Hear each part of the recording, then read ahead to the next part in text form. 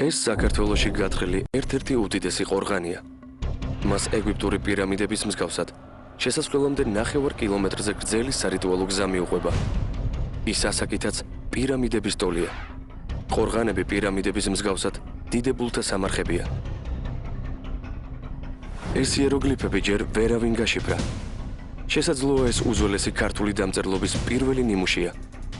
წარწერა ერთ-ერთი ყორღანის ქვაზეა ამოკვეთილი. ეს თრიალეთია. ამ წყალსაცავის ქვეშ ასობით ასეთი ძეგლია. მისი ნახვა მხოლოდ ადრე გაზაფხულზე, მაშინაა შესაძლებელი, როდესაც წყლის დონე დაბალია. ამ ხელა ყორღანების შექმნას ადამიანთა მრავალწლიანი შრომა და მშენებლობის საუკეთესო ცოდნა სჭირდება. ეს აქ აღმოჩენილი უძვირფასესი ოქროს თასია. ეს ამულეტი თრიალეთში იპოვეს, ეს კი ეგვიპტეში. ეს თრიალეთის ერთ-ერთ ყორღანში აღმოჩენილი ურემია. ურმით მიცვალებულებს უძველესი შუმერები მარხავდნენ, მაგრამ აქაურები არც ეგვიპტელები იყვნენ და არც შუმერები. ახლა თქვენ თომა ჩაგელიშვილთან ერთად 4500 წლის წინანდელ საქართველოს აღმოაჩენთ. ჩვენ გეტყვით, ვინ შექმნა ეს გასაოცარი კულტურა. თანამედროვე ტექნოლოგიებით აღვადგენთ ყორღანებს, გამოვიკვლევთ ადამიანთა გარემოს. თქვენ გაიგებთ ამ ხალხის რწმენისა და ცხოვრების წესის შესახებ. ჩვენ გეტყვით, თუ რითი სუნთქავდნენ ჩვენი წინაპრები. დიდი ყორღანები. მე-20 საუკუნის 30-იან წლებში თრიალეთის ზეგანზე წყალსაცავის მშენებლობა დაიწყო. სანამ მიწა-წყალი დაფარავდა, აქ არქეოლოგიური სამუშაოების ჩატარება გადაწყდა.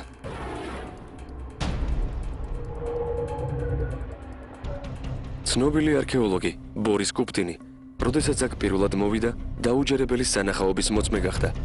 ყორღანების დაუსრულებელი რიგები ზეგანს ათეულობით კილომეტრის სიგრძეზე მიუყვებოდა. ეს პრინციპში რაც გაითხარა თრიალეთში ყორღანები ყველაზე დიდი ყორღანია და ასეც ერქვა დიდი ბორცვი.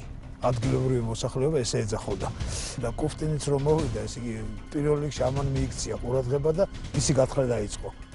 გათხრების დასაწყისიდანვე ცხადი გახდა, რომ მეცნიერები ახალ, დღემდე სრულიად უცნობი კულტურის კვლევას იწყებდნენ.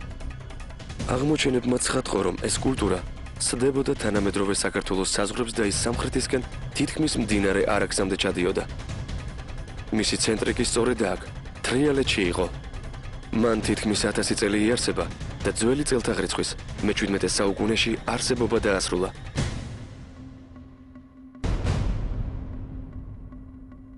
უზარმაზარი ყორღანები, უზადო ოსტატობით შესრულებული ძვირფასი ნივთები, გემოვნებიანი და დახვეწილი კერამიკა. ყველაფერს არქეოლოგები აღფრთოვანებაში მოჰყავდა. მეცნიერებმა ამ ეპოქას თრიალეთის ბრწყინვალე კულტურა უწოდეს. მიუხედავად ასეთი უნიკალური აღმოჩენებისა, კვლევარები უდიდესი უცნაურობის წინაშე აღმოჩნდნენ. მათ ამ პერიოდის ნამოსახლარებს ვერ მიაგნეს, მაგრამ ეს ყველაფერი არ იყო. ყორღანებში დიდებულთა დაკრძალვის ყველა რიტუალი შესრულებული და დაცული იყო. აკლდა მხოლოდ ერთი რამ. არც ერთ სამარხში მიცვალებულთა ნაშთები არ აღმოჩნდა. კუდრებიც და ცოცხლებიც თითქოს ცამჩაყლაპა. გაქრნენ. არსებობის ნიშნად კი მხოლოდ უზარმაზარი ყორღანები დატოვეს. გათხრები დამთავრდა და წყალსაცავმა ზეგანი დაფარა. მიუხედავად ამისა, თრიალეთის კულტურის შესწავლა ერთი წუთითაც არ შეუწყვეტიათ მეცნიერებს. ისინი 70 წელზე მეტია ნელა, მაგრამ მაინც აცოცხლებენ ამ გამქრალ კულტურას. 90-იან წლებში, როდესაც საქართველოში მძლავრი ენერგოკრიზისი იყო, ზამთარში აქ წყალმა მინიმუმამდე დაიკლო. არქეოლოგი გოდერძი ნარიმანიშვილი, რომელიც თრიალეთის ექსპედიციას თითქმის 20 წელი ეხელმძღვანელობს, აქ იმ დროს მოვიდა. წყალს მიწა გადაერეცხა და ყორღანებისაკენ მიმავალი ქვაფენილი გამოეჩინა. ის სარიტუალო გზები აღმოჩნდა. მანამდე არქეოლოგებმა გზების არსებობის შესახებ არაფერი იცოდნენ. დავაკვირდეთ იმას, რომ ნაპირებზე ორივე მხარეს არის ეს სხვილი ქვებია ჩაწყობილი რაღაც. ერთ ხაზზე ძალიან კარგადაა ჩანს, რომ ესე იგი ამით არის შემოზღუდული ორივე მხარე, გასწორებულია კარგად ძალიან და შუაში უკვე სხვადასხვა ზომის ქვებით არის მოპიკეთებული მთელი ეს გზა.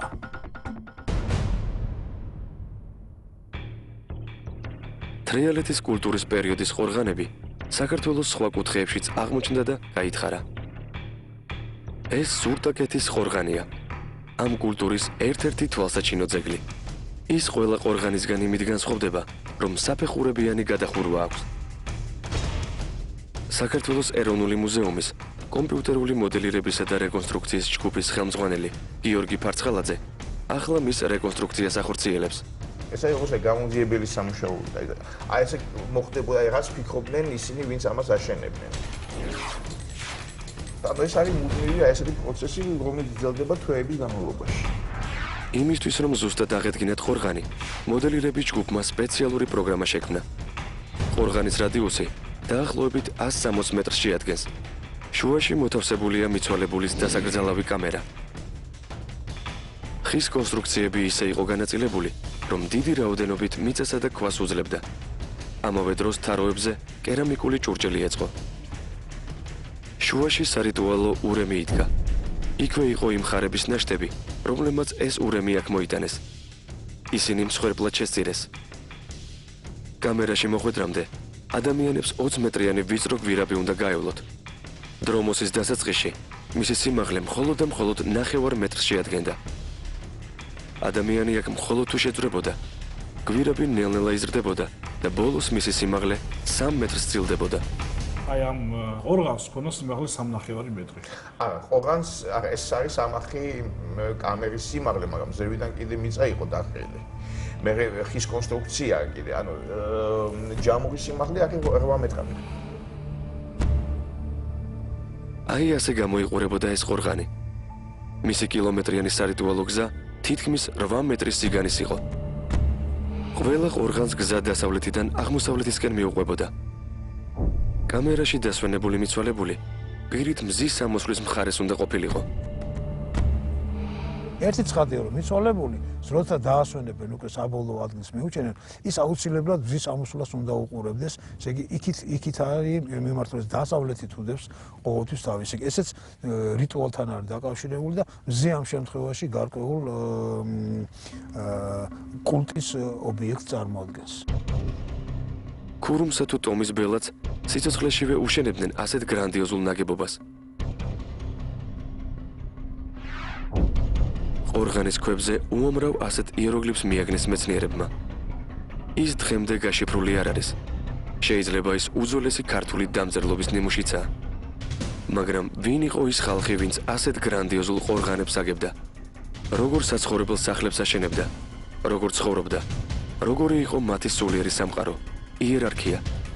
სახელმწიფო ჰქონდა თუ ჯერ კიდევ გვაროვნული წყობით ცხოვრობდნენ. მეცნიერები ინფორმაციას მარცვალ აგროვებენ. დაკრძალვის რიტუალი ზუსტად იმეორებს შუმერული დაკრძალვის წესს. დიდი პროცესია. ხარებშებმულ ურემზე დასვენებული მიცვალებული სარიტუალო გზით მიხავთ სამარხისაკენ.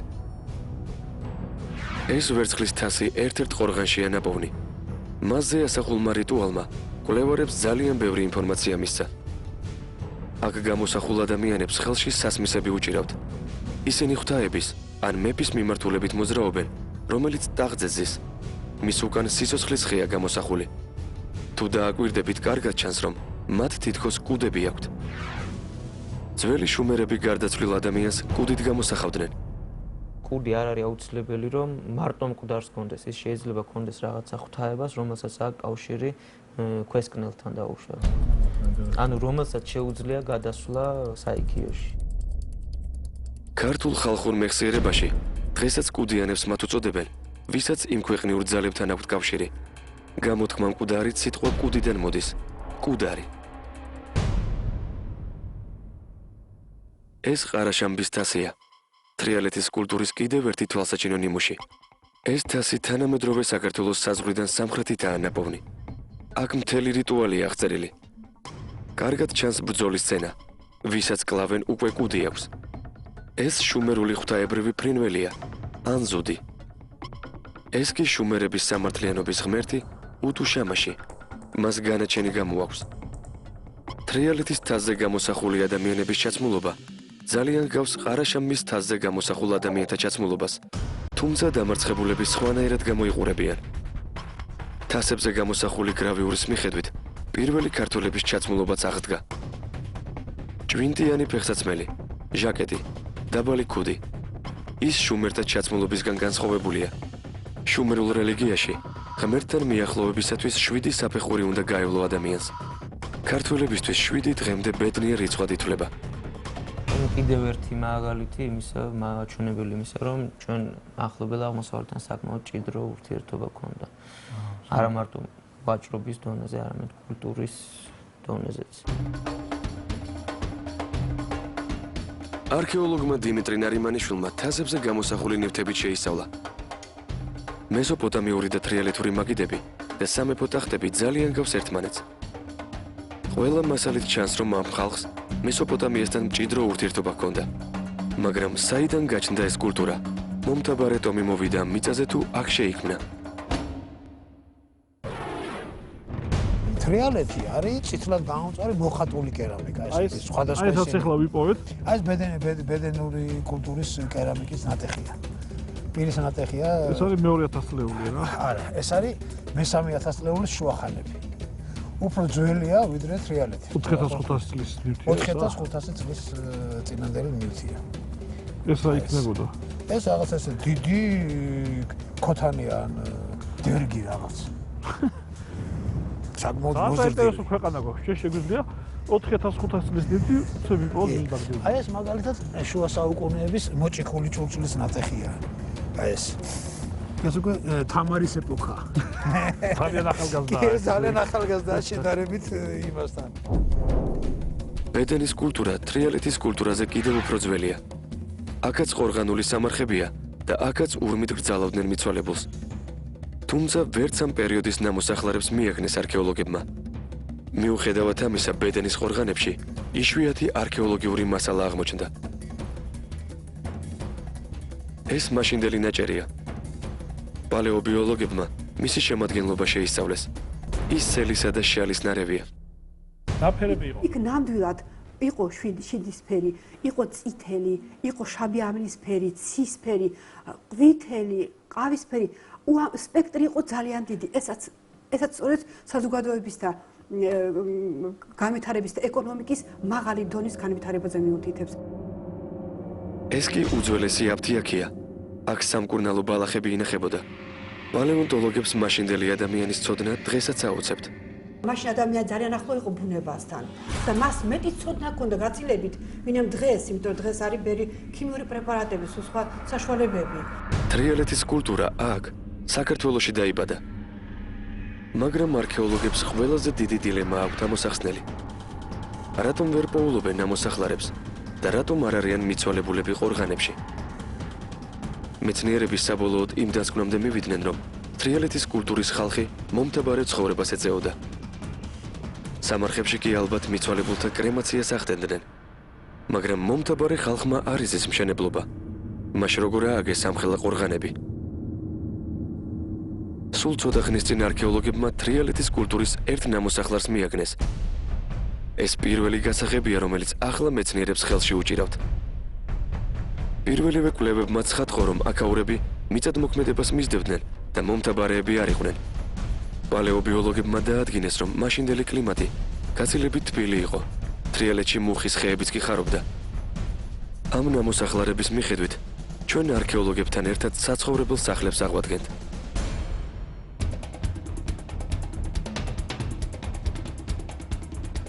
აი ასეთ სახლებში ცხოვრობდნენ მაშინდელი უბრალო ადამიანები. ჩვენ არ ვიცით ტომის ბელადთა და ქურუმთას საცხოვრებელი. არ ვიცით მთლიანობაში როგორ გამოიყურებოდა დასახლებული პუნქტი. თუ სიმაგრე იყო, არ ვიცით როგორ იყო მოწყობილი. არ ვიცით მათი ზუსტი იერარქია. არ ვიცით ეს ცივილიზაცია თუ ჯერ კიდევ გვაროვნული ურთიერთობებია. აქ უფრო მეტი კითხვებია ვიდრე პასუხები. თუმცა ვიცით, რომ ქართველთა წინაპრებს არათუ მჭიდრო კავშირი ჰქონდათ ძველ აღმოსავლეთთან, არამედ ამ კულტურის ნაწილი იყვნენ. იქიდან იძენდნენ ცოდნას. ისინი ვაჭრობდნენ მესოპოტამიასა და ეგვიპტეში. აწარმოებდნენ ლითონს, სელს, შალს, მისდევდნენ მიწადმოქმედებას. ძველი წელთაღრიცხვის მე-17 საუკუნეში ხეთებმა გადაკეტეს სამხრეთისკენ მიმავალი სავაჭრო გზები. ამას თრიალეთის კულტურის დასუსტება და შემდეგ გაქრობა მოჰყვა. დიდ გამოცანებად კი ეს გასაოცარი ყორღანები დაგვიტოვა.